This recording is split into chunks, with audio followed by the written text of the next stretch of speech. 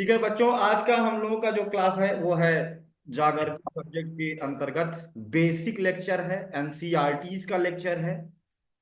और ये आपको पूरी ज्योग्राफी में, चाहे इंडियन ज्योग्राफी पढ़ेंगे चाहे वर्ल्ड ज्योग्राफी पढ़ेंगे, ये एक बेस की तरह आपको हर जगह टकराएगा। चाहे आप क्लाइमेटोलॉजी पढ़ोगे, चाहे ओशनोग्राफी पढ़ोगे, है ना, चाहे ह्यूमन ज्योग्राफी या सेटलमेंट ऑफ ह्यूमन कॉलोनीज, है ना, मानव प्रवास नाम का जो लेक्चर है वो पढ़ोगे, आपको ये चैप्टर, है ना, भूत के साए की तरह हर जगह पीछा करेगा। है ना, तो इसका मंत्र आज हम लोग जान लेंगे। है ना, तो जब कहते हैं ना कि भूत का मंत्र जान लेते हैं तो भूत हमारे काबू में आ जाता है, तो इसको हम लोग काबू में करेंगे। आज इस लेक्चर को हम इस तरह से पढ़ेंगे कि इससे कोई भी क्वेश्चन आ जाए हम कर लेंगे। और यहाँ से मैथमेटिकल क्वेश्चंस भी बनते हैं, और वो हम आपको सिखाएंगे कि अक्षांश और देशांतर से आने वाले जो टाइम जोन के क्वेश्चंस है वो कैसे लगाए जाते हैं। है ना, 2 दिन की क्लास हो सकती है इस टॉपिक पर, क्योंकि आज हम लोग बेसिक पढ़ेंगे, कल हम लोग उसके क्वेश्चन सॉल्व करेंगे। इसलिए आज की क्लास जो नहीं करेगा वो कल बिना ये वाला क्लास सुने नेक्स्ट क्लास में कुछ भी परफॉर्म नहीं कर सकेगा। इसलिए आप बहुत ध्यान पूर्वक क्लास सुनिएगा, और जहां पर भी किसी को कोई ऐसा हो कि ना समझ में आए तो तुरंत आप क्वेश्चंस पूछेंगे। ठीक है, तो सबसे पहले हम लोग थोड़ा सा बेसिक्स देखेंगे। है ना, स्क्रीन साइज थोड़ा बड़ी कर देता हूं, थोड़ा हम लोग समझेंगे। पृथ्वी के बारे में थोड़ा सा हम लोग देख ले रहे हैं। है ना, पृथ्वी एकमात्र ज्ञात ग्रह है जहां जीवन मौजूद है। ये हमारे सोलर सिस्टम में पृथ्वी एक ऐसा ग्रह है जिस पर जीवन है। और उसका पहला लेक्चर जो हुआ था उसको आप एप्लीकेशन पर सुनिएगा, कि जिसमें हमने बहुत डिटेल में पढ़ाया था कि पृथ्वी पर जीवन संभाव्यकारी दशाएं क्या हैं, पृथ्वी पर जीवन क्यों है। वो लेक्चर आप एप्लीकेशन डाउनलोड कर लीजिए, उसमें जाग्राफिक लेक्चर में आप देखेंगे तो उसमें मिलेगी आपको रिकॉर्डेड लेक्चर, उसको जरूर सुन लीजिएगा। ठीक है, क्योंकि यहाँ पानी है, नीला ग्रह कहलाता है ना। और सबसे बड़ा स्थलीय ग्रह है, मतलब जो ठोस ग्रहों में सबसे बड़ा ग्रह है। ध्रुवों पर ये कैसा है, चपटा है ना। और पृथ्वी किस तरह से है, पृथ्वी गोल नहीं है, पृथ्वी जियाइड से। पृथ्वी का आकार कैसा है पूछा जाए तो मौसम्मी के आकार, ऐसे गोल नहीं होती, वो तो हम पढ़ाने के लिए ऐसे गोल बनाते हैं। है ना, ये ऐसे है। जो ऊपर वाला ध्रुव होता है वहां पर ये ऊपर को थोड़ा उठा हुआ है, और जो इधर साउथ पोल है ये दक्षिणी ध्रुव, यहाँ पर ये थोड़ा चपटा है। यानी मौसम्मी के आकार का लगभग देखने को ये हमें मिल रहा है। पृथ्वी हमारी इस तरह की है, गोल नहीं है, एकदम गोल नहीं है। एकदम गोल दुनिया में कुछ भी नहीं है। प्रकृति असममितता बरतती है। ठीक है, मतलब अनियत तरीके से काम करती है। आगे देखते हैं, पृथ्वी एक चक्कर अपनी धुरी पे कितने समय में लगा लेती है, कोई कोई बताएगा, अपनी जगह पे कितनी। 24 घंटे। 24 घंटे में एग्जैक्टली जो होता है ना।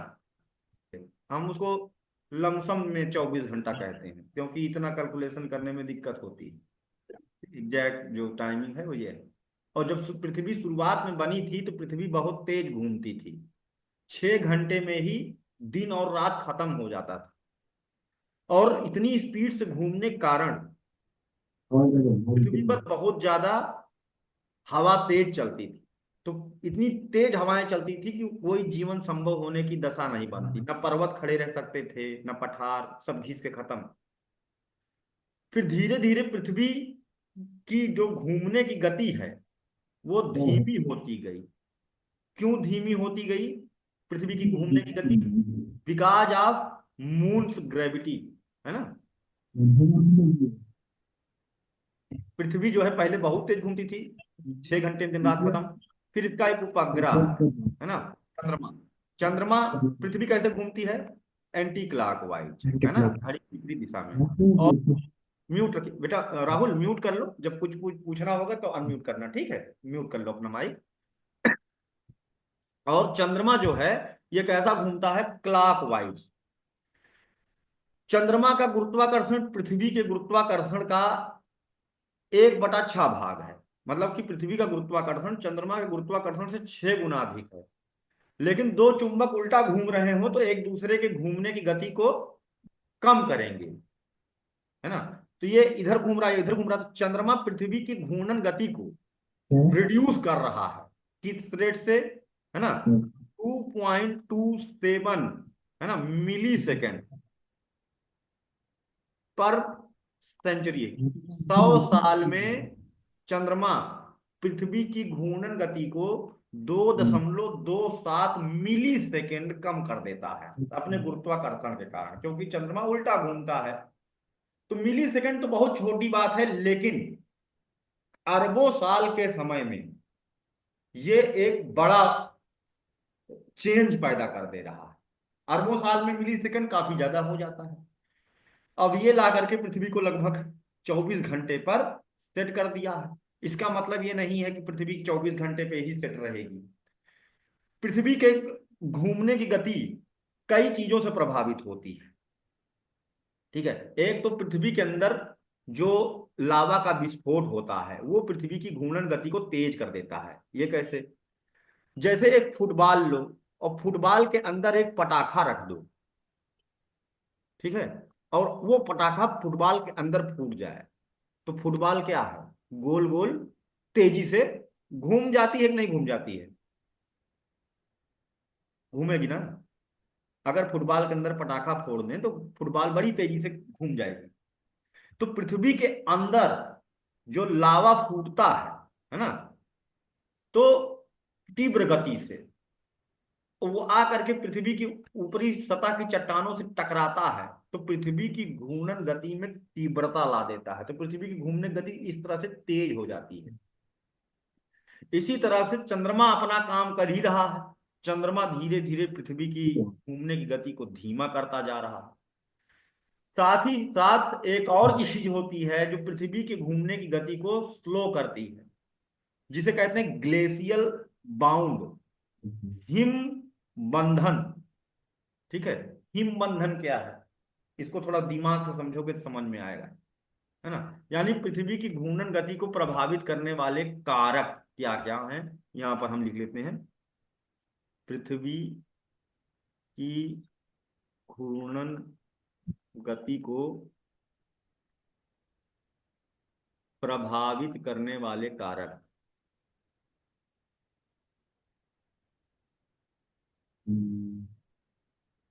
तो पहला हमने बताया चंद्रमा का गुरुत्वाकर्षण बल।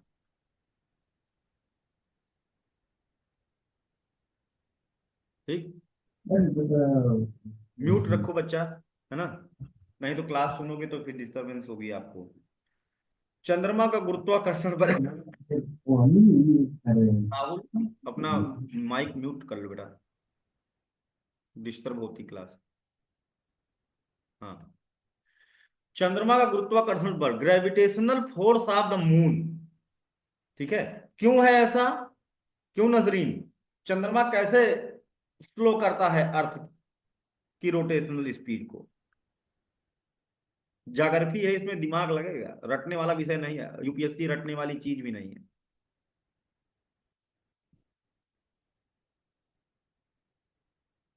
पिंकी, चंद्रमा है, ये कैसे रिड्यूस करता है अर्थ की रोटेशनल स्पीड?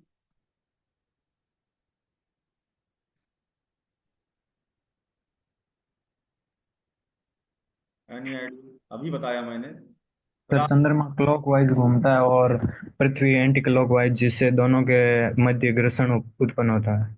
बिल्कुल सही, करेक्ट आंसर राहुल।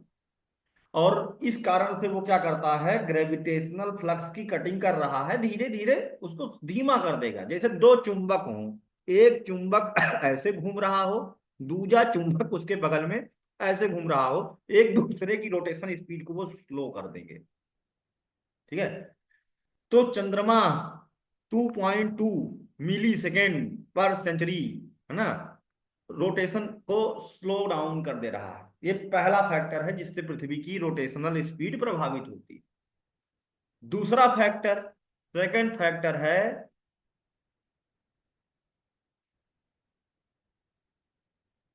पृथ्वी के भूगर्भीय मैग्मा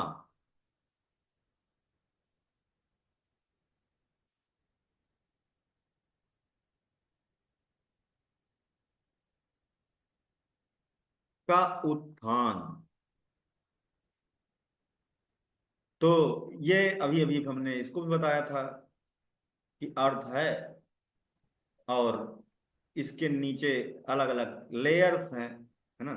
सबसे नीचे होती है कोर, उसके ऊपर होती है आउटर कोर, फिर मेंटल, और सबसे ऊपर होती है क्रस्ट,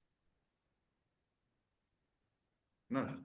ये होती है भूपर्पाटी, सबसे ऊपर की लेयर, अपर मोस्ट लेयर। और ये होती है बीच में मेंटल होती है, सबसे अंदर होती है कोर, इनर कोर जिसे कहते हैं। और उसके ऊपर होती है आउटर कोर, बाह्य कोर, और बाह्य कोर में मैग्मा भरा होता है।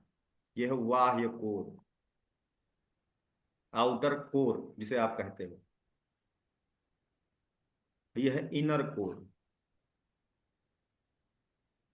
यह है मेंटल। और सबसे ऊपर जहां हम लोग खड़े रहते हैं, पेड़ पौधे हैं, है ना, ये वाली जो लेयर होती है इसे कहते हैं क्रस्ट, यानी भूपर्पाटी कहा जाता है। तो जब यहां से मैग्मा बड़ी तेजी से निकलता है और आ करके टकराता है, तो पृथ्वी के अंदर कई जगह पर मैग्मा निकलते रहते हैं और ये बाहर उठ के निकल आते हैं ज्वालामुखी विस्फोट के रूप में। तो जैसे अभी हमने एक एग्जाम्पल लिया कि एक फुटबॉल के अंदर अगर कोई पटाखा फोड़ो, तो उस झटके से वो फुटबॉल तेज घूम जाती। उसी तरह से जब पृथ्वी के अंदर मैग्मा का उत्थान होता है, तेजी से उठ करके मैग्मा ऊपर आकर के टकराता है, तो दीवारों से ऊपर की चट्टान की, तो पृथ्वी के रोटेशन स्पीड को ये बढ़ा देता है, स्पीड को बढ़ा देता है। ये दूसरा फैक्टर। दूसरा फैक्टर कोई ऐसा है जिसको ना समझ में आया हो? दो फैक्टर अभी तक जो बताए गए, पूजा,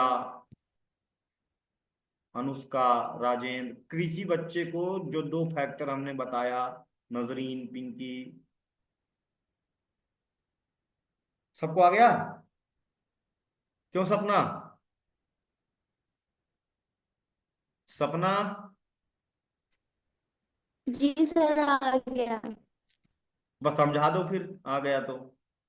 कैसे बढ़ती है स्पीड, रोटेशन स्पीड? सर जैसे आपने बताया, किसी गेंद में पटाखा डालेंगे तो वो पटाखा जब फूटेगा तो वो एकदम से राउंड तेज हो जाएगा। इसी तरह जब मैग्मा उसके अंदर में पिघलता है वो, तो पृथ्वी का राउंड भी तेज हो जाता है। गुड, अच्छा बताया। अब हम लोग चलेंगे तीसरा, जो थोड़ा सा ज्यादा दिमाग लगेगा उसको समझने के लिए, जो कि पृथ्वी की रोटेशन स्पीड को प्रभावित करता है,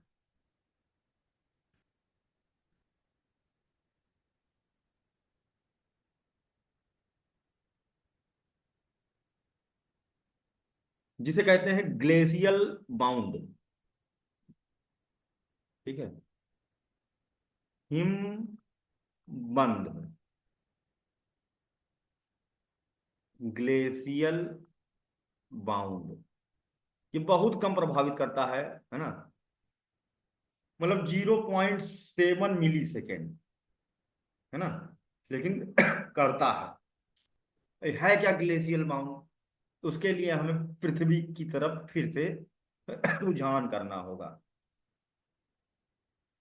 ये पृथ्वी है, और हम जानते हैं कि पृथ्वी का जो ऊपर वाला भाग है जिसे कहते हैं आर्कटिक सर्कल, ये ऊपर वाला जो पार्ट है ये है आर्कटिक सर्कल। तो आर्कटिक सर्कल पर पूरे साल बर्फ पड़ी रहती है, ये जमा हुआ महासागर है। ये पूरे साल यहाँ पर मोटी सी लेयर एक बर्फ की रहती है। इसी तरह से नीचे अंटार्कटिका है, और यहाँ पर भी बर्फ की मोटी सी लेयर रहती, पूरे साल रहता है।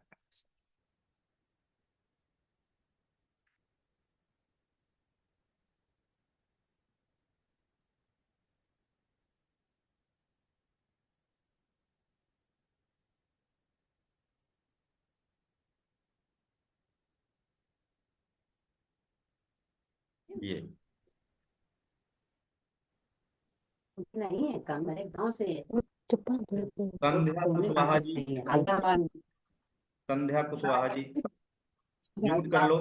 हाँ। संध्या, म्यूट कर लो mic. Yes sir. Mic mute कर लो बेटा, डिस्टर्ब हो रहा है। सर वो इसमें अभी ऑप्शन नहीं दे रहा है, इसलिए हो नहीं पा रहा है। बस सर एक सेकंड में ये। वाईफाई सेल्यूलर डाटा ऑन कर ली, चलो मैं म्यूट कर दे रहा हूँ अपने पास से, हो गया ठीक है। चलिए, तो जब कोई चीज पूछनी होगी तब आप माइक ऑन कर लीजिएगा, पूछ लीजिएगा सब लोग। अब हिम बंधन क्या है ये हम लोग समझ रहे हैं। हिम बंधन है कि दोनों तरफ ग्लेशियल कैप्स हैं पृथ्वी के ऊपर, और ये ठोस है, बर्फ। अब पृथ्वी जब घूम रही है, पृथ्वी अपनी रफ्तार से एंटी क्लॉकवाइज घूम रही है, तो ये जो ऊपर की कैप है जिसने पृथ्वी को दोनों तरफ से ढका हुआ है, वो बहुत एनर्जिया के कारण उल्टा घूमती है। अब इस चीज को समझ, थोड़ा दिमाग लगाएं, है ना। इनर्सिया क्या होता है? इनर्सिया होता है कि जैसे आप ट्रेन में सफर करते हो, है ना, और ट्रेन जा रही हो ऐसे, तो हम अगर ब्रेक लगे तो हमारी बॉडी उल्टा घूमती है ना। हम दौड़ते हैं तो हमारे उल्टा हवा आती है।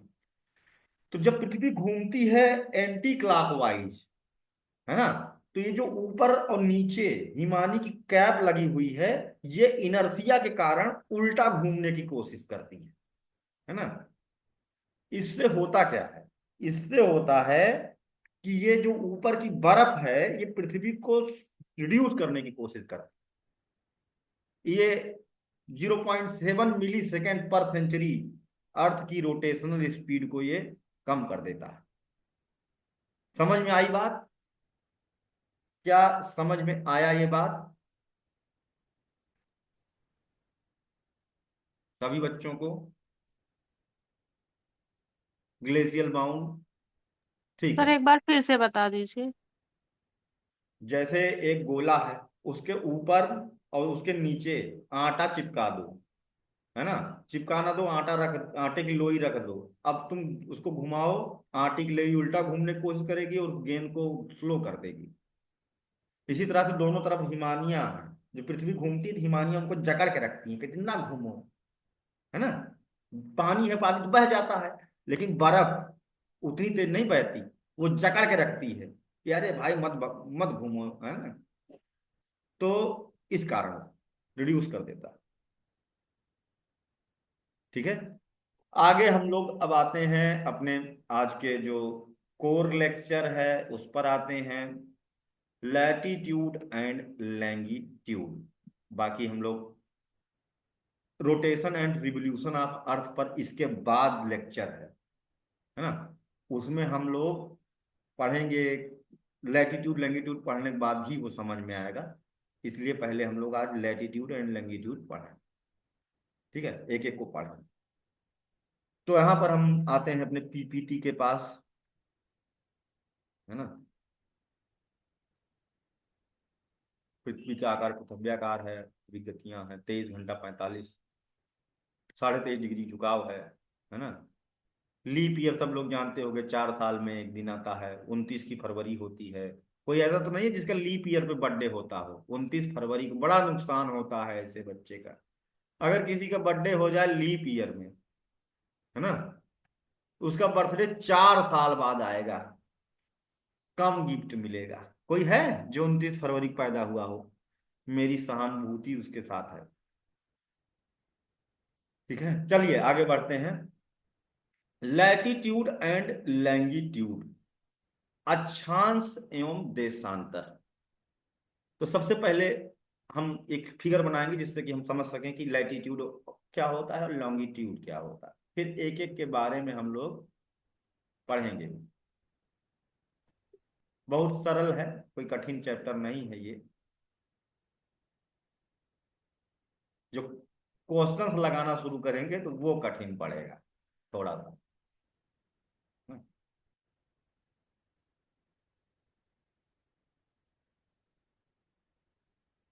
ये हमारी पृथ्वी, दोनों ही।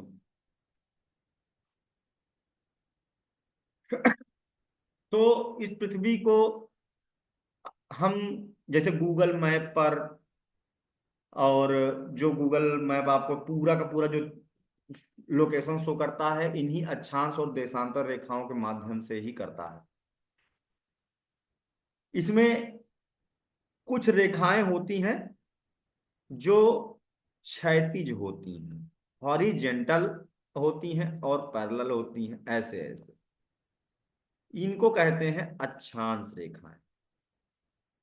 ये पृथ्वी का क्षैतिज विभाजन करती हैं। वहीं पर कुछ रेखाएं होती हैं जो होती हैं वर्टिकल। ये पृथ्वी का ऊर्ध्वाधर विभाजन करती हैं।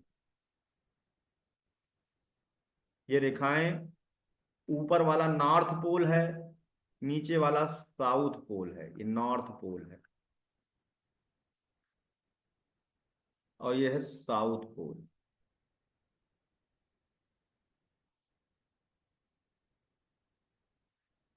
तो ये रेखाएं यहाँ से नॉर्थ पोल से निकलती हैं सबकी सब, और साउथ पोल में जाकर के मिल जाती हैं। तो इसे कहते हैं लैटिट्यूड। ठीक है, यानी अक्षांश रेखाएं। और ये वाली जो होती हैं, जो पृथ्वी का ऊर्ध्वाधर विभाजन करती हैं, इन्हें कहते हैं देशांतर रेखाएं। अब ये दोनों एक ही साथ होती हैं, है ना, जैसे इस पर हम अक्षांश और देशांतर एक साथ खींच दें।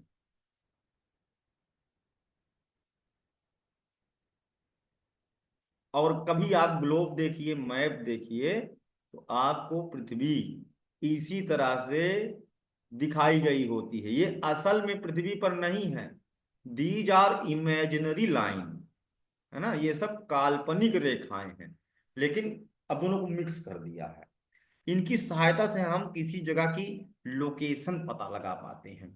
सैटेलाइट हो, चाहे आप रोड पे चल रहे हो, आप इनकी मदद से आप पता करते हो कि आप कहाँ हो, या कोई चीज आपसे कितनी डिस्टेंस पर है।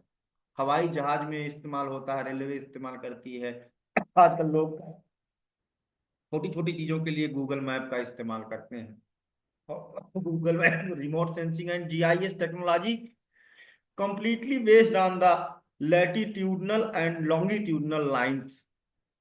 ठीक है, they monitor the cross sections of longitudinal and latitudinal lines। Cross sections का मतलब जहां दोनों कट कर रहे हैं, एक लैटिट्यूडनल लाइन दूसरी लैटिट्यूडनल लाइन, जहां पर आपस में कट कर रहे हैं। अभी हम एक एक को पढ़ेंगे तो और क्लियरली हम लोग जान जाएंगे कि अक्षांश और देशांतर रेखाएं क्या हैं और उनकी क्या खासियत है। तो सबसे पहले हम लोग आएंगे अक्षांश रेखाओं की तरफ।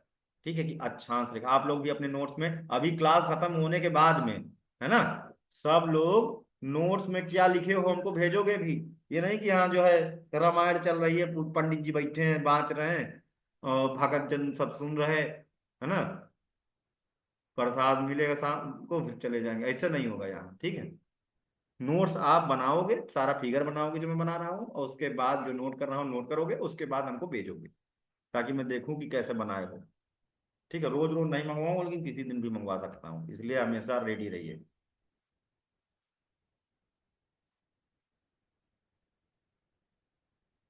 सबसे पहली हेडिंग डाल लीजिए, लैटिट्यूडनल लाइंस, अक्षांश रेखाएं।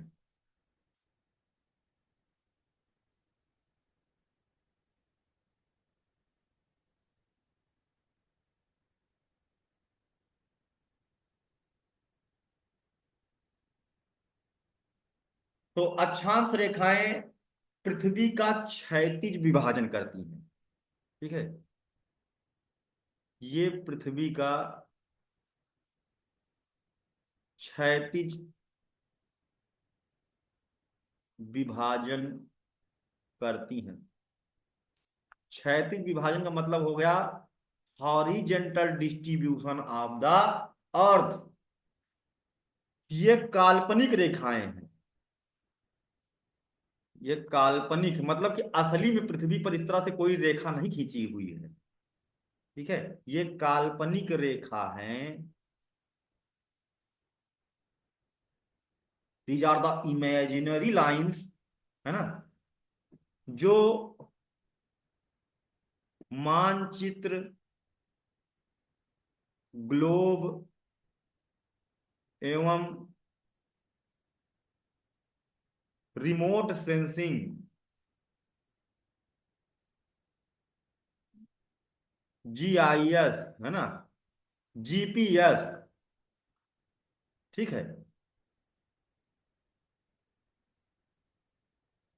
प्रदर्शन में प्रयोग होती हैं।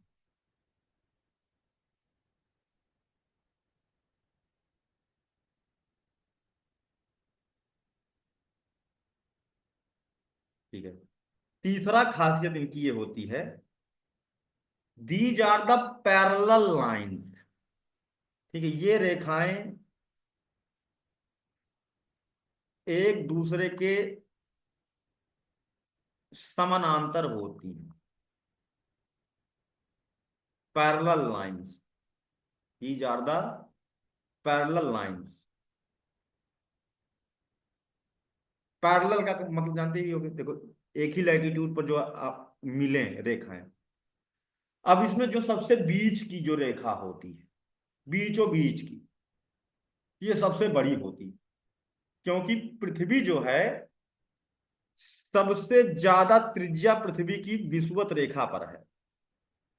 पृथ्वी के बीचों बीच से होकर के जो रेखा जा रही है, इसका नाम है शून्य अंश अक्षांश रेखा, 0 डिग्री अक्षांश रेखा। और इसको भूमध्य रेखा, क्योंकि पृथ्वी के मध्य से होके जा रही है, बीचों बीच से होके जा रही है, इस कारण से इसे कहते हैं, भाई इसमें कोई गोचो मत आप लोग, है ना, भूमध्य रेखा कहते हैं, क्योंकि पृथ्वी के मध्य से होके जा रही है। दूसरा, इसे विषुवत रेखा भी कहा जाता है। और इसके समानांतर फिर इधर का पूरा गोलार्ध, ये क्या करता है, पृथ्वी को दो गोलार्धों में विभाजित करता है। जो अक्षांश रेखा है पृथ्वी को दो गोलार्धों में विभाजित करता है। अब इस विषुवत रेखा के जो ऊपर का जितना रेखाएं होंगी, ये पूरा भाग होता है उत्तरी गोलार्ध, नॉर्दर्न हेमिस्फेयर। और जो नीचे वाला पार्ट होता है इधर, इसे कहते हैं 0 डिग्री के, इसे कहते हैं दक्षिणी गोलार्ध,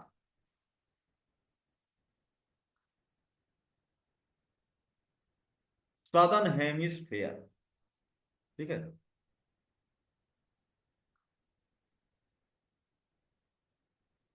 यानी ये पृथ्वी को दो गोलार्धों में विषुवत रेखा विभाजित करती है।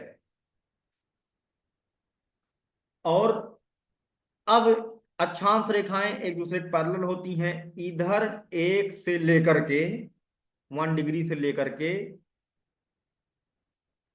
ढेर सारी रेखाएं होंगी 90 डिग्री तक।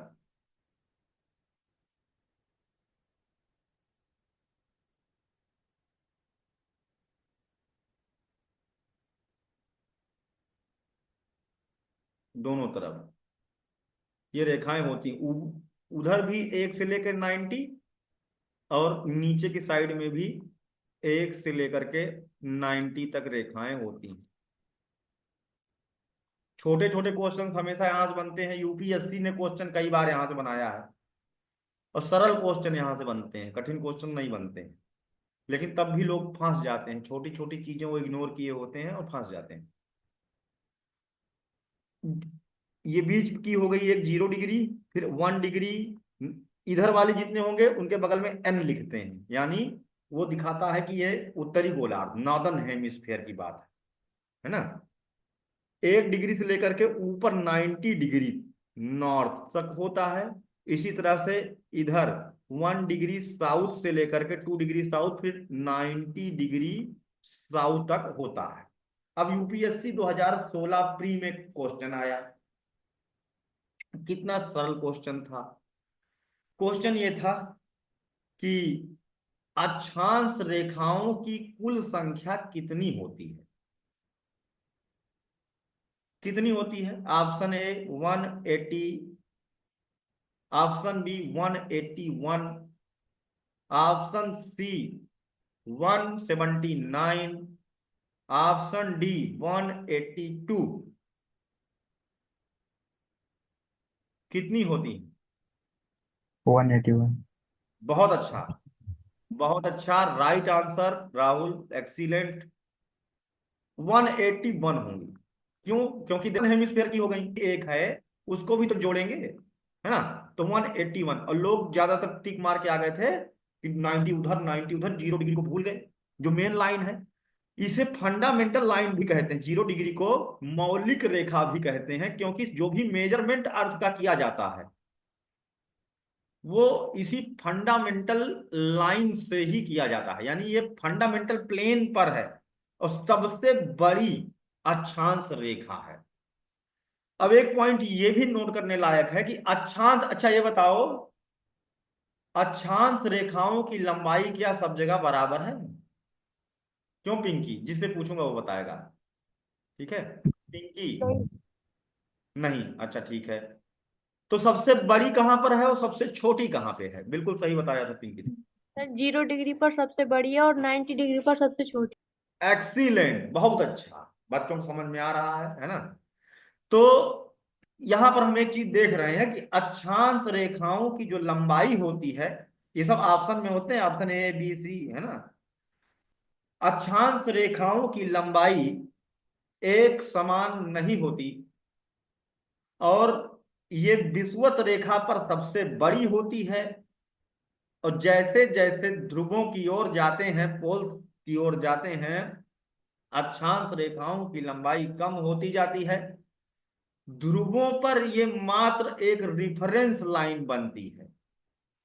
रेफरेंस लाइन का मतलब कि एक डॉट भर रह जाती, छोटी बिंदी भर रह जाती है बस, है ना? कुछ लोग बुद्धि लगाते हैं कि 90 डिग्री जो है वो बिंदी भर ही तो है, तो उसको भी नहीं काउंट करते हैं। कुछ लोग बताते हैं कि जो लाइंस की संख्या है वो है 179, है ना? वो दिमाग लगाया कि ध्रुवों वाले को काउंट नहीं करेंगे। भाई ध्रुवों वालों को क्यों? क्योंकि वो डॉट है। तो डॉट तुम क्या समझते हो? डॉट, है ना? ये हमारा जो सोलर सिस्टम है, अगर हम गैलेक्सी मिल्की वे से देखें तो ये डॉट भर का दिखाई देगा पूरा सोलर सिस्टम हमारा। हमारी अर्थ एक डॉट के बराबर है, ब्रह्मांड में डॉट से भी छोटी है पृथ्वी, है ना? तो भाई डॉट को जूम कर दो तो एक गैलेक्सी के बराबर भी बड़ा हो सकता है भाई। ये डॉट को आपको मत समझो, डॉट भी बहुत बड़ा होता है। आगे देखते हैं, तो यानी कि वो एक लाइन के तौर पर काउंट किया जाएगा। अगली विशेषता, विषुवत रेखा, सॉरी, अक्षांश रेखा की अगली विशेषता, अक्षांश रेखाओं के बीच की जो दूरी होती है वो कितनी होगी? तो इसका निकालने का तरीका होता है, रेडियस निकालने का तरीका होता है 2 पाई आर। ठीक है? कोई भी गोला हो, है ना, उसका सरकमफेरेंस निकालेंगे तो फार्मूला होता है 2 पाई आर। आर क्या होती है? रेडियस यानी त्रिज्या। 2 × 22 / 7 गुणे पृथ्वी की त्रिज्या होती है एग्जैक्टली 6370 किलोमीटर। इसको सॉल्व करेंगे तो आ जाएगा, कितना आएगा? कितना आएगा? 111 एक सौ पॉइंट समथिंग। 111 कहाँ, सरकमफेरेंस निकाल रहे हैं अभी तो। दो अक्षांश रेखाओं के बीच की दूरी हो 40,040 आता है, ठीक है? 40,040। अब 40,040 है और दो रेखाओं के बीच की दूरी पूरा एक गोला है, 360 डिग्री का गोला है ना? तो जब देशांतर रेखा निकालते हैं तब ये बात पता चलती है कि दो देशांतर रेखाओं के बीच की दूरी 111.22 होती है। ठीक है? ये देशांतर रेखाओं के बीच की दूरी की बात कर रहे हैं। सरकमफेरेंस की बात कर रहे हैं, अगर हम पूरा का पूरा फंडामेंटल लाइन की लंबाई पूछें, यानी विषुवत रेखा की लंबाई अगर पूछे कोई आपसे, तो कितनी होगी? कितनी होगी? 40,000 40 होगी। ठीक है। और ये जैसे जैसे जाएंगे हम पोल की तरफ, ये 40,000 40 से क्या होती जाएगी? कम होती जाएगी। अगर आप विषुवत रेखा पर पूरी धरती का ऐसे गोल गोल चक्कर काट लो, तो कितना किलोमीटर चलोगे? 40,000 40 किलोमीटर चलोगे।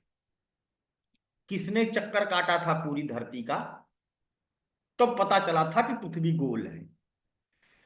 अभी भी दुनिया में बहुत सारे लोग हैं जो कहते नहीं, पृथ्वी तो गोल नहीं है, चपटी है। कुछ लोग कहते हैं कि पृथ्वी शेषनाग के फन पर रखी हुई है। कुछ लोग कहते हैं कि पृथ्वी, जो रोमन कैथोलिक्स हैं वो कहते हैं पृथ्वी चपटी, गोल नहीं है।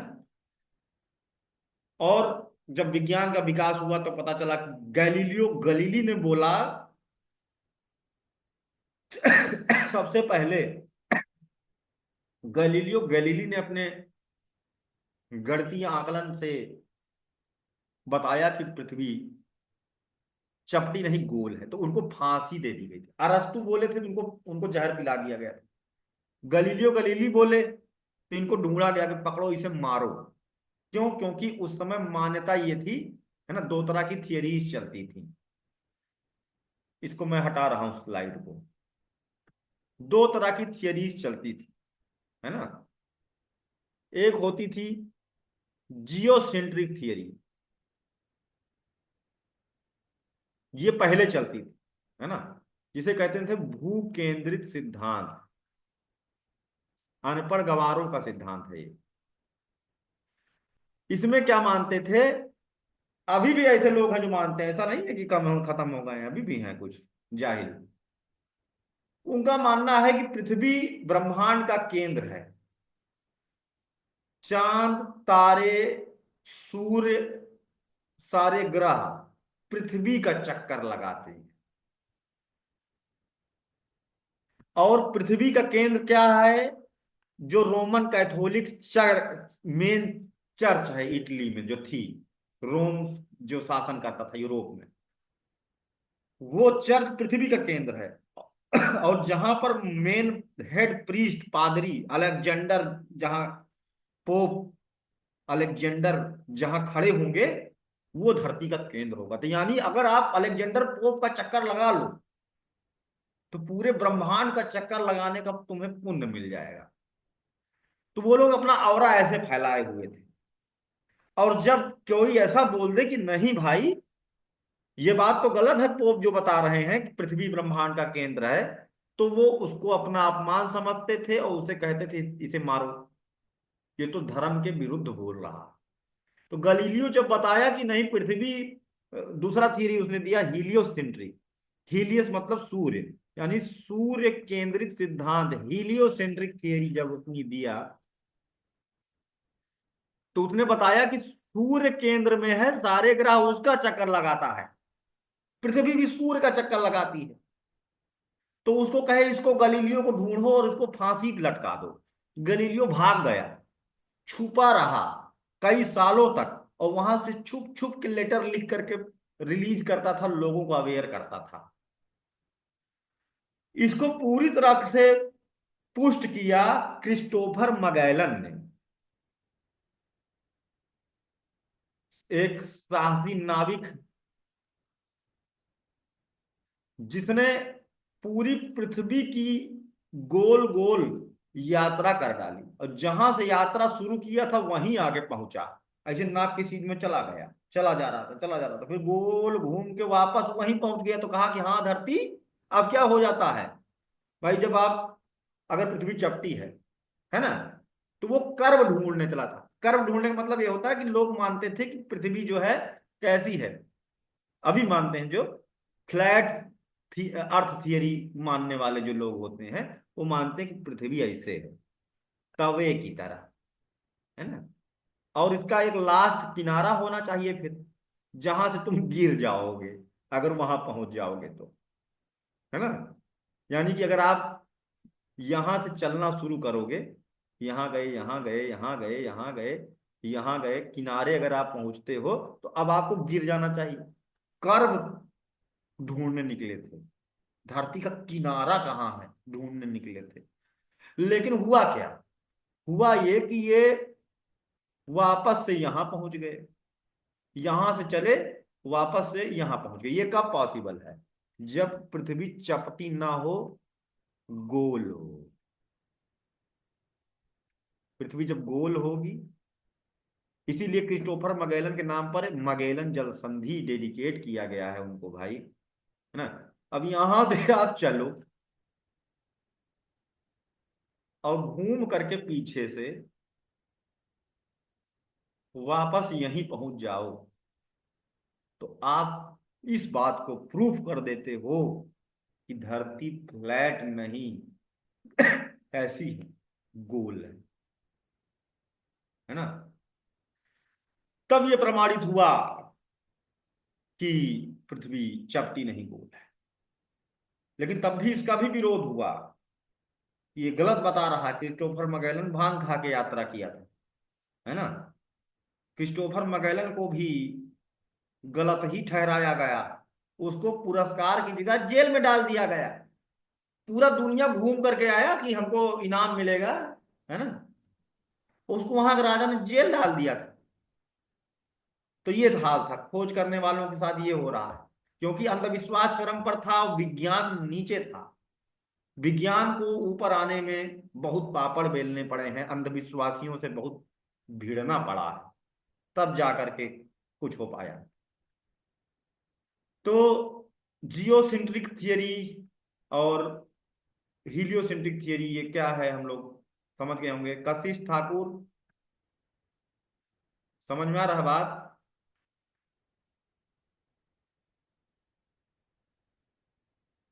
चलिए, नजरीन है कि चली गई है? ठीक है भाई। तो अभी हम लोगों ने देखा कि ये जो अक्षांश रेखाएं होती हैं, है ना, उसमें जो सबसे बड़ी वाली है उसकी लंबाई कितनी है ना। आगे अभी खत्म नहीं हुआ है अक्षांश रेखाएं।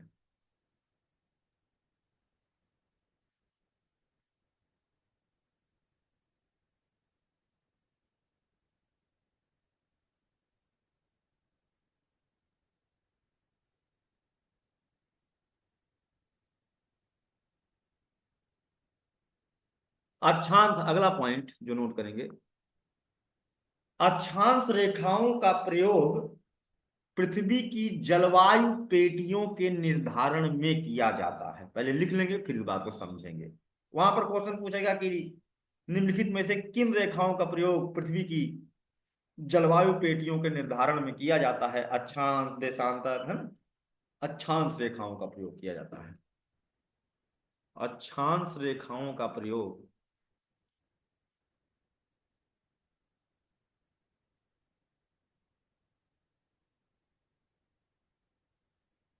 पृथ्वी की जलवायु पेटियों के निर्धारण में किया जाता है।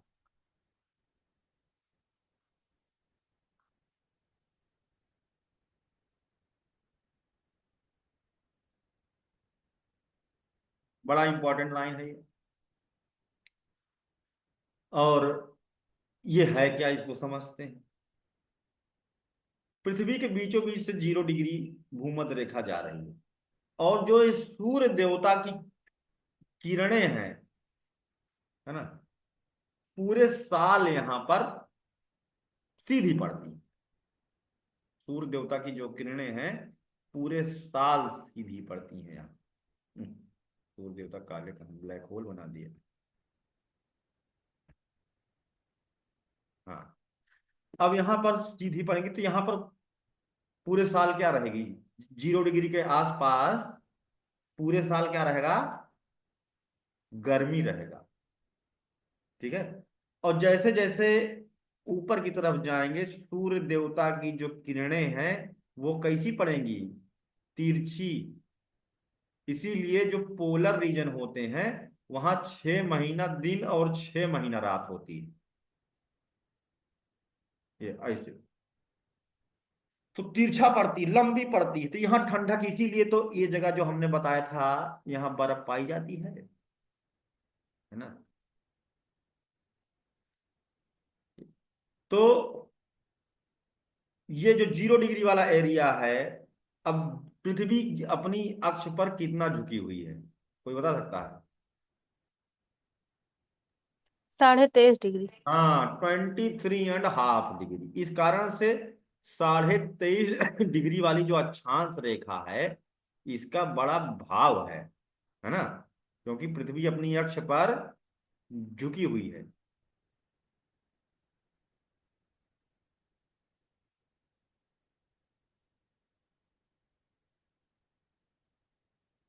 इसी तरह से इधर भी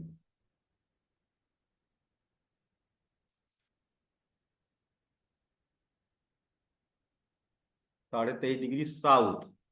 क्यों? क्योंकि पृथ्वी अपनी अक्ष पर झुकी हुई है ना भाई, ऐसे सीधा सीधा नहीं घूमती, टेढ़ी है ना।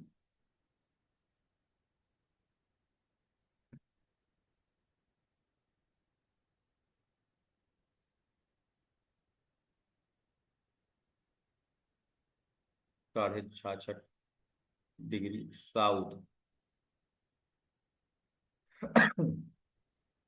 90 डिग्री साउथ।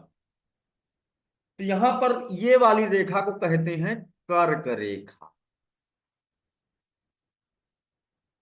23.5 डिग्री उत्तरी अक्षांश रेखा को कर्क रेखा कहते हैं। भारत के 8 राज्यों से होकर के जाती है। कोई बता सकता है कौन कौन से राज्यों से होकर जाती है? गुजरात, राजस्थान, पश्चिम बंगाल, त्रिपुरा, मिजोरम, हाँ। छत्तीसगढ़। हाँ, तो कर्क रेखा, मकर रेखा, 23.5 डिग्री उत्तरी अक्षांश रेखा को कर्क रेखा और 23.5 डिग्री दक्षिणी अक्षांश रेखा को मकर रेखा कहते हैं। और कर्क रेखा से मकर रेखा के बीच हमेशा गर्मी ज्यादा रहती है। इस कारण से इसे, इन एरिया को टॉरेड जोन के नाम से जाना जाता है। ठीक है, टॉरेड जोन, यानी जहां पर गर्मी ज्यादा पड़ती है, सूर्य किरणें सीधे पड़ती हैं, एक गर्म जगह है। और इन्हें उष्ण कटिबंधीय, उष्ण कटिबंधीय जलवायु का क्षेत्र कहा जाता है। इसके ऊपर का जो एरिया होता है ना, ये होता है टेम्परेट, है ना, यानी शीतोष्ण कटिबंधीय।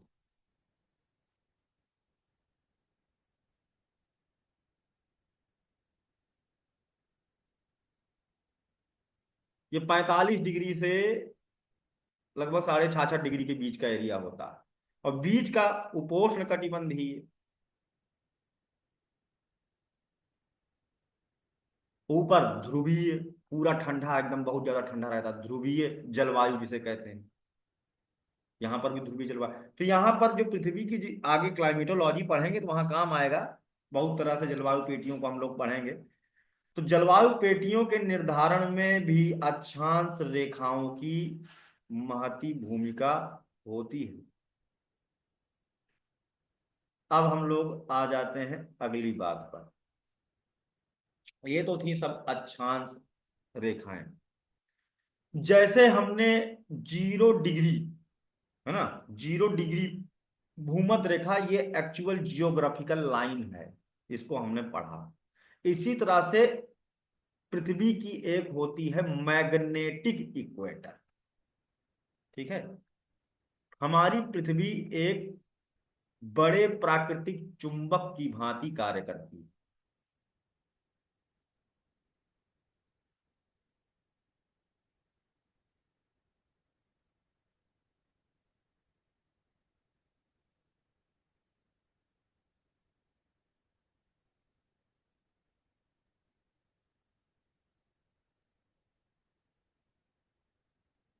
ये पृथ्वी हमारी चुंबक की तरह काम करती है, इसलिए चुंबक नॉर्थ पोल की तरफ इंडिकेट करता रहता है, चुंबकीय बल रेखाएं हैं।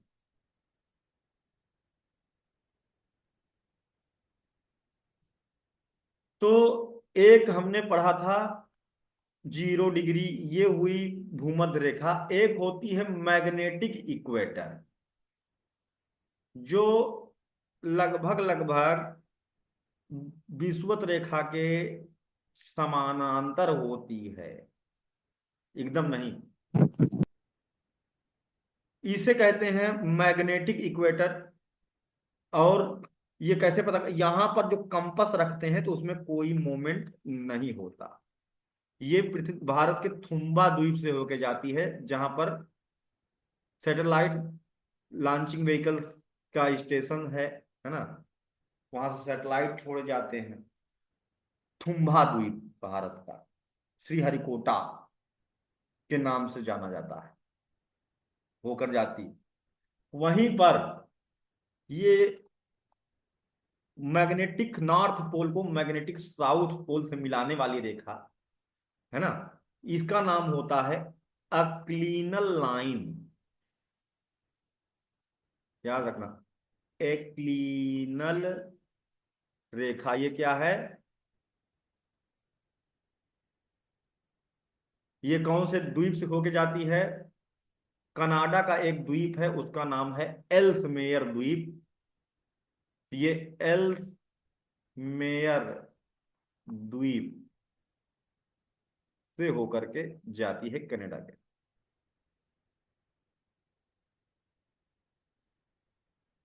आगे तो ये थी हमारी अक्षांश रेखाएं। अक्षांश रेखा वाला बात खत्म हो गया। अब हम लोग नेक्स्ट पॉइंट पर आने वाले हैं, देशांतर रेखाओं पर। तो अगर किसी को कोई बात अक्षांश रेखा वाले में नहीं समझ में आई हो, है ना, तो आप जो है पूछ सकते हैं। देशांतर रेखाओं से संबंधित जानकारी आप पूछ सकते हो, सॉरी, अक्षांश रेखाओं से संबंधित जानकारी अगर कोई चीज ना समझ में आई हो तो आप पूछ सकते हैं, नहीं तो आगे बढ़ जाते हैं। बढ़ जाएं आगे।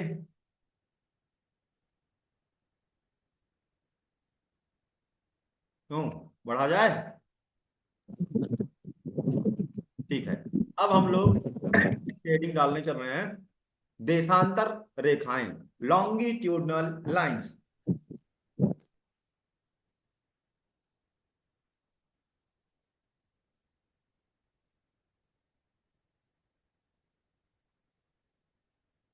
जैसे हमने अभी पढ़ा था अक्षांश रेखाएं,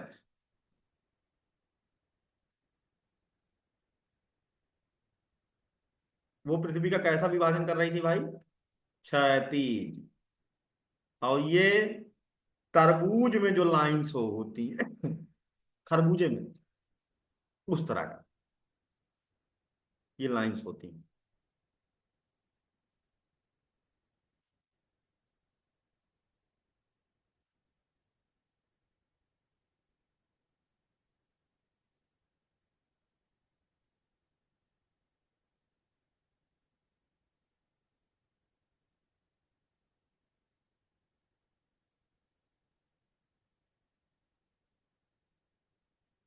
मजा तो कल वाली क्लास में आएगी जब तुम लोगों से सवाल लगवाऊंगा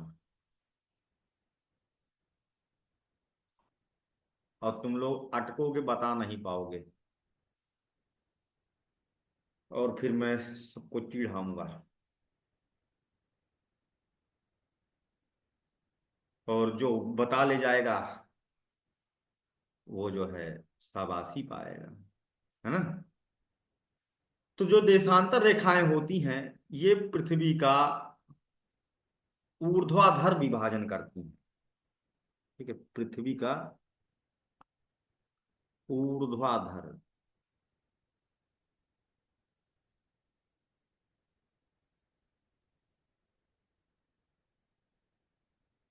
vertical distribution of the earth. यह भी काल्पनिक रेखाएं हैं, और जो जैसे पहले वाली थी वैसे ये भी काल्पनिक रेखा है। और दूसरी लाइन जो पेपर में आपको देखने को मिलेगी वो ये देखने को मिलेगी, ये पृथ्वी के केंद्र से, ये पृथ्वी के केंद्र से किसी स्थान की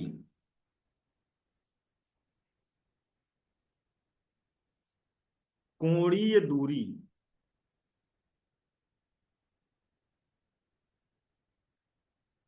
प्रदर्शित करती है।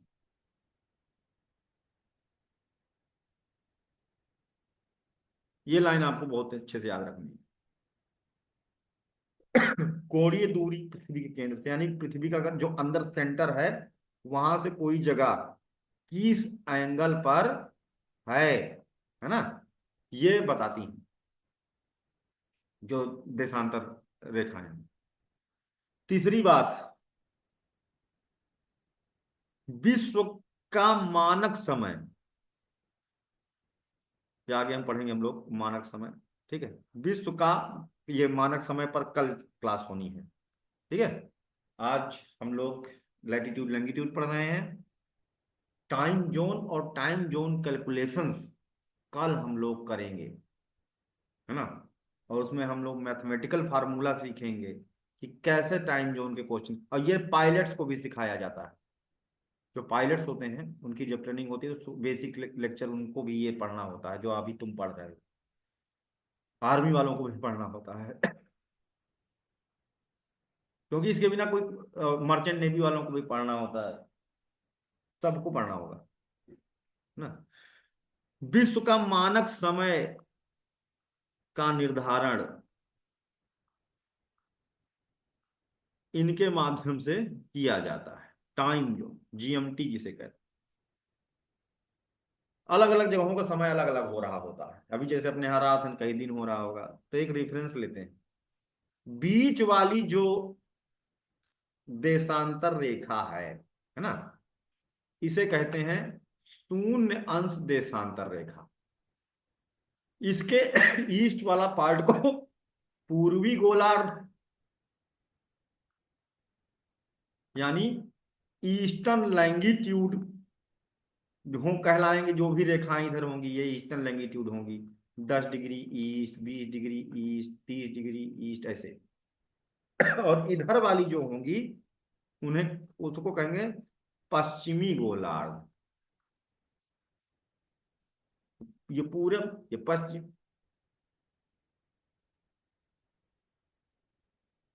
है ना। इधर पश्चिमी गोलार्ध होता है तो वेस्ट, 30 डिग्री वेस्ट ऐसे होगा। और बीचों बीच से जो रेखा आ रही है ना, 0 डिग्री, इसका इसका दूसरा नाम भी है। ये लंदन के ग्रीनविच से होकर के, ठीक है, ग्रीन रॉयल वेधशाला, रॉयल ऑब्जर्वेटरी है एक, है ना।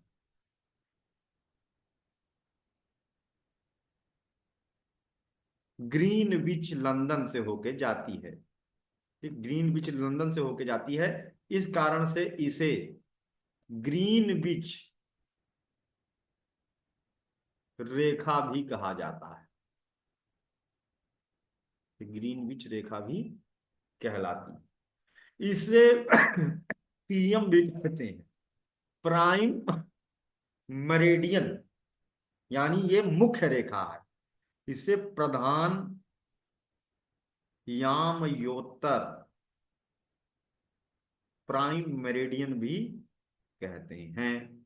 इसी को हम सेंटर में रख करके पूरे दुनिया के मानक समय का निर्धारण करते हैं। और कल वाले लेक्चर में हम डिटेल में इस बात को पढ़ने वाले हैं। आज मानक समय लेक्चर हम लोग नहीं पढ़ रहे, आज केवल हम लोग अक्षांश और देशांतर रेखाओं को समझ रहे हैं। तो ये हो गई प्रधान यामयोत्तर। अगली बात है कि पृथ्वी गोल है, तो ये जो देशांतर रेखाएं हैं हर डिग्री पर खींची गई हैं। तो एक गोला में कितना डिग्री होता है, एक गोला में कितना डिग्री? 360, थ्री हाँ, सिक्सटी तो देशांतर रेखाओं की संख्या 179। नहीं भाई, कहाँ 179 कहाँ जाओगे? वो वो तो अक्षांश रेखाओं में भी नहीं है। अक्षांश रेखाओं की भी संख्या 181 होती है। देशांतर रेखाओं की संख्या 360 होती है, हर डिग्री पर खींची गई। ठीक है, देशांतर रेखा हर डिग्री पर 360 डिग्री होता है। तो इनकी जो संख्या है वो कितनी है? 360 है ना? 360 है। अब बात आती है कि इधर हो गई प्रधान यामी उत्तर, तो इसके ठीक पीछे एक रेखा होगी। अब इसको ऐसे समझो, इसको ऐसे समझो, जैसे ये है, अब ये गोला है पृथ्वी एक। तो अब मान लो कि पृथ्वी को हमने थोड़ा ऐसा तिरछा घुमा दिया, तो ये वाली मान लो प्राइम मेरिडियन है, वही 0 डिग्री ग्रीनविच रेखा है, ये वाली, ये यहां से लेके यहां तक। तो इसके ठीक पीछे ये वाली जो रेखा है ना, ठीक 0 डिग्री के ठीक पीछे जो रेखा है, इसे 180 डिग्री पूर्वी और पश्चिमी देशांतर रेखा, मतलब दोनों ही ये है, रेखा कहते हैं। और इसे इंटरनेशनल डेट लाइन, बहुत इंपॉर्टेंट है, इंटरनेशनल डेट लाइन, है ना, अंतरराष्ट्रीय तिथि रेखा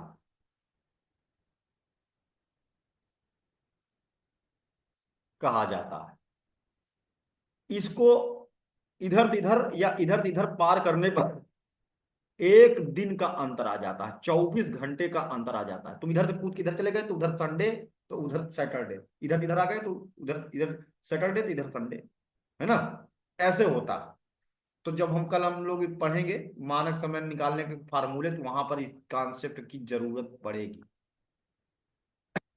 इसको इधर से इधर, इधर से इधर पार करने पर पूरा 24 घंटे का अंतर आ जाता है, इंटरनेशनल जो डेट लाइन होती है। और ये कहाँ से होके जाती है international date line? International date line होके जाती है, ये क्वेश्चन पेपर में पूछा जा चुका है, ये रूस है और ये है अमेरिका का अलास्का।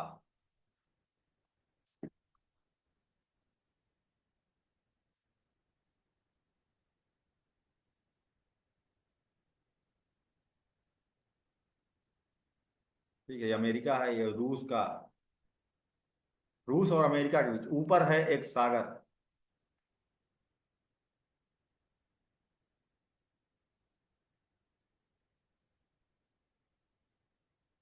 जिसे कहते हैं चुक्सी सागर। ठीक है, चुक्सी सागर, बर्फीला सागर। और नीचे है बेरिंग सागर, प्रशांत महासागर का छोटा सागर है बेरिंग सागर। और इस जलसंधि का नाम है बेरिंग जलसंधि। तो ये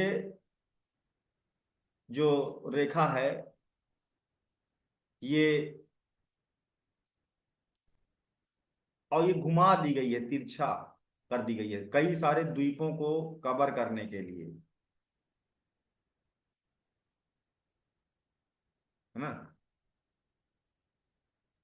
ठीक है, किरबिती वगैरह, तो ऐसे घुमा दी गई है, टेढ़ी कर दी गई है, ताकि कई सारे छोटे छोटे द्वीप हैं तो उनके टाइम में दिक्कत ना आए, इसलिए। अभी मैं आपको एक होमवर्क देने वाला हूँ और वो आपको करना होगा। ठीक है, तो यही है 180 डिग्री पूर्वी और पश्चिमी देशांतर रेखा। अगर इधर से आते हो, है ना, इधर से घूमते हुए आते हो जहाज लेके अपनी यहाँ, तो ये 180 डिग्री पश्चिमी देशांतर रेखा है। और अगर उधर से आते हो तो भी 180 डिग्री पूर्वी देशांतर रेखा है। तो यहां से यहां जाते हो, है ना, तो आपको 24 घंटा का पूरा पीछे चला जाएगा, है ना। और इधर से इधर आते हो पूरा 24 घंटे का आपको प्लस चेंज देखने को मिलता है। सैटरडे इधर है तो संडे है ना, संडे है तो सैटरडे, ऐसे बस पार किए नहीं कि कैलेंडर डेट चेंज हो गई। तो आपको काम ये दे रहे हैं कि आपको मैप वर्क करने हैं। आपको जैसे मैंने बनाया है, इंटरनेशनल डेट लाइन बनानी है, और कहाँ कहाँ से कौन कौन से द्वीप में वो टेढ़ी है उनका नाम आपको लिखना है। ये पहला काम है। दूसरा, कर्क रेखा कौन कौन से देश से होके जा रही है ये आपको नोट करना है। कर्क रेखा किन देशों से होके जा रही है, यहां से क्वेश्चन बनते हैं। और मकर रेखा जो साउथ में है किन देशों से होकर के जा रही है, ये आपको होमवर्क है जो आप नोट करके बताएंगे सर इन इन देशों से। गूगल कर सकते हैं, गूगल का हेल्प ले सकते हैं आप। ठीक है, कर्क रेखा किन देशों से होके जा रही है वो पूरा बनाएंगे। मकर रेखा किन देशों से होके जा रही है पूरा बना, एक ही मैप में सब बना सकते हो। ठीक है, और इधर 0 डिग्री जाती है यहाँ, इधर से लंदन से। ठीक है, तो ये देशांतर रेखाओं के बारे में कुछ इंफॉर्मेशन थी। इंटरनेशनल डेटलाइन क्या होती है, 0 डिग्री क्या होती है। अगली बात जो हम लोग पढ़े थे कि जो अक्षांश रेखाएं हैं वो एक दूसरे के समानांतर हैं, लेकिन देशांतर रेखाएं क्या एक दूसरे के समानांतर हैं? नहीं। नहीं है, नहीं। कहाँ समानांतर है? नहीं है।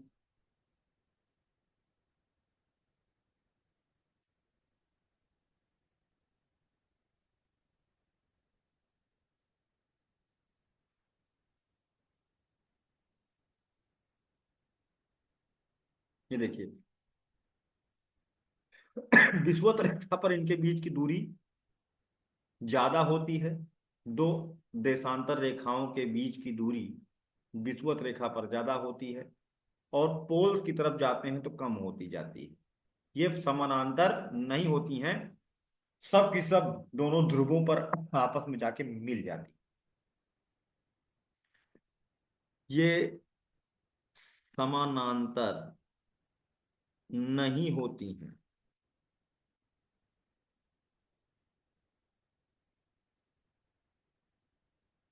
दूसरी बात, इनकी लंबाई एक बराबर होती है।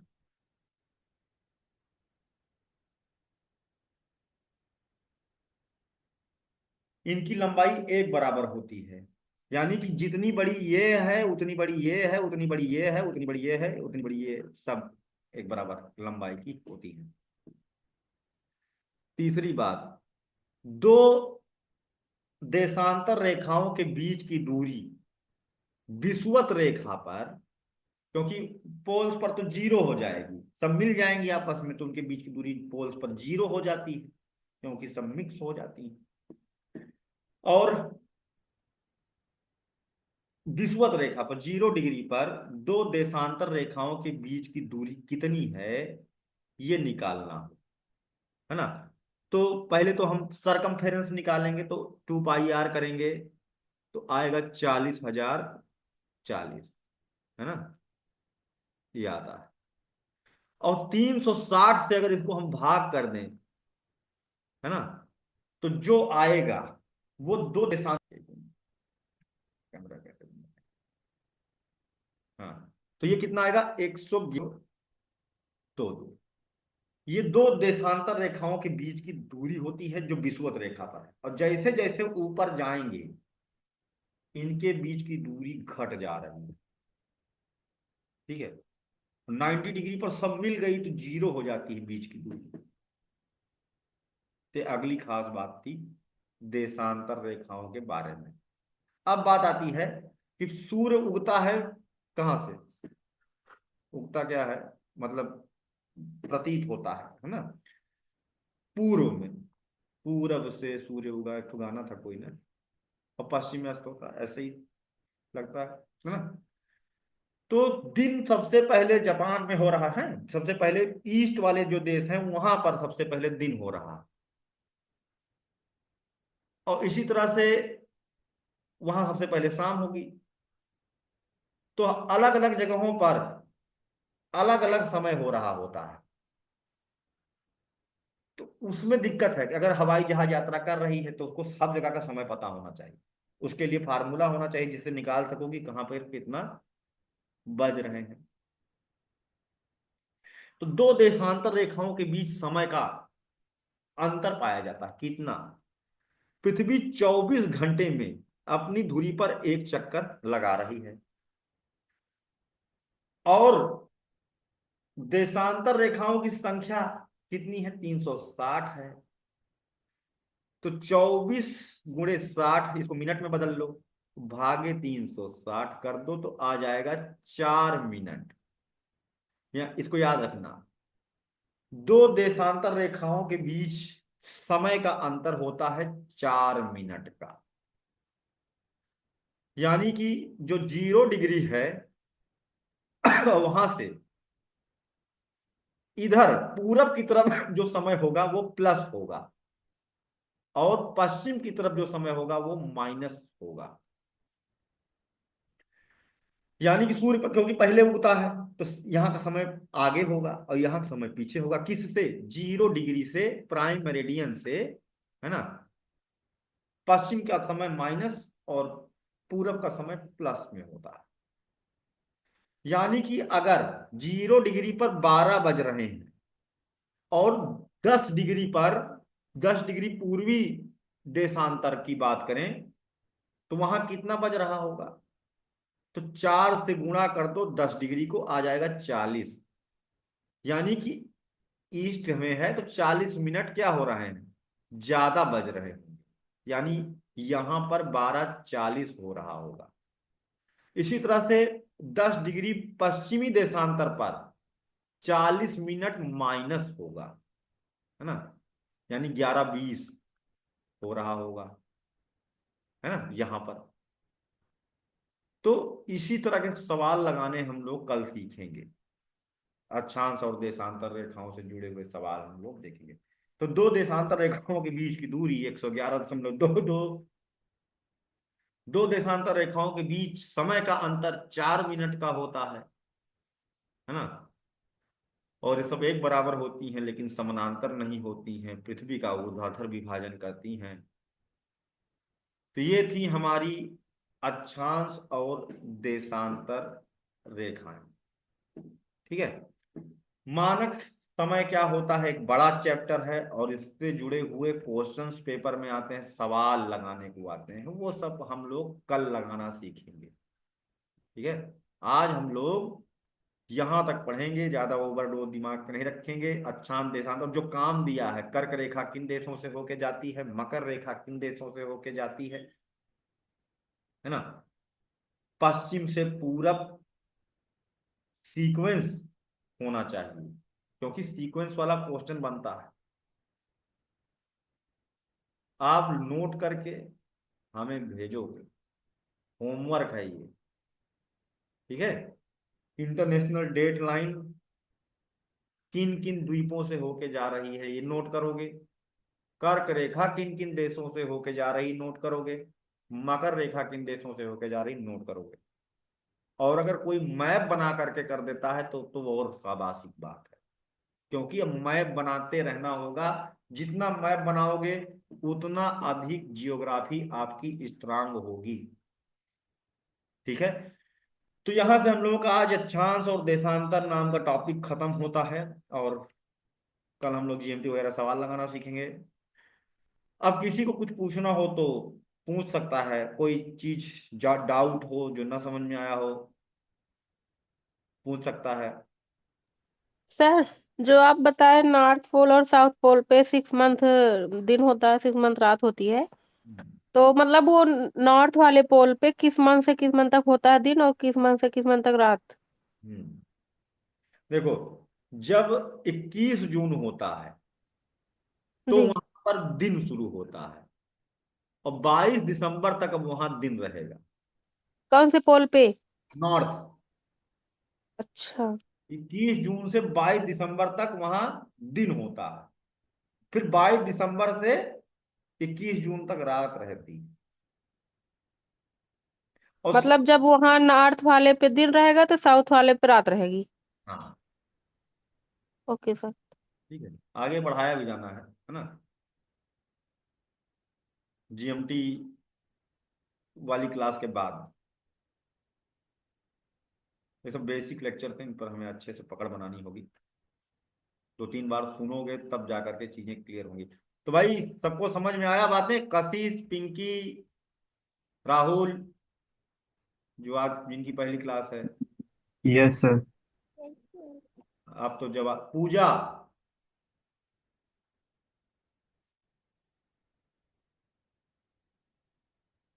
पूजा क्लास समझ में आई? सर ठीक है। कशिश, क्लासेस समझ में आई आज जो पढ़ाया गया? आपकी वॉइस नहीं आ रही बेटा।